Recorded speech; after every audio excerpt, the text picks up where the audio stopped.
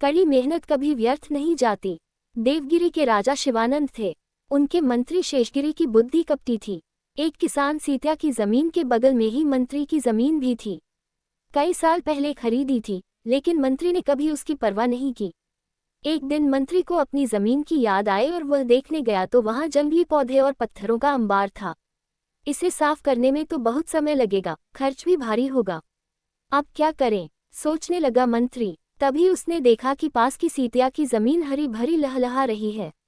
उसे जमीन को हथियाने की इच्छा हुई।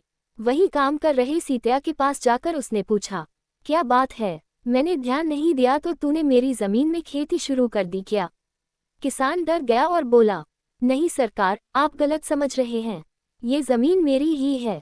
कई सालों से मैं यही खेती कर रहा हूँ। मंत्री बोला, नहीं नहीं, वो पत्थरों और झाड़ियों से भरी जमीन ही तेरी है। बात बढ़ गई। सीतिया न्याय की तलाश में राजा के पास रवाना हुआ, लेकिन घोड़े की बगी के चलते मंत्री उससे पहले ही पहुंच गया और राजा से झूठ बोल दिया।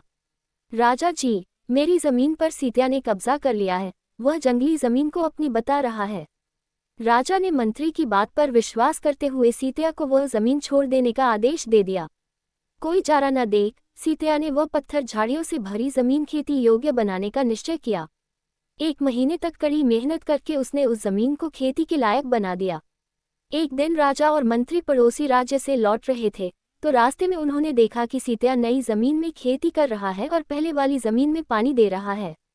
राजा ने पूछा, सीतिया, मैंने तो कहा था कि वो जमीन तेरी नहीं है, फिर भी तू वहां पानी क्यों दे रहा है? सीतिया बोला, महाराज, उस जमीन में शुरू से मैं ही खेती कर रहा हूँ। पानी की कमी से सारी फसल सूख रही है।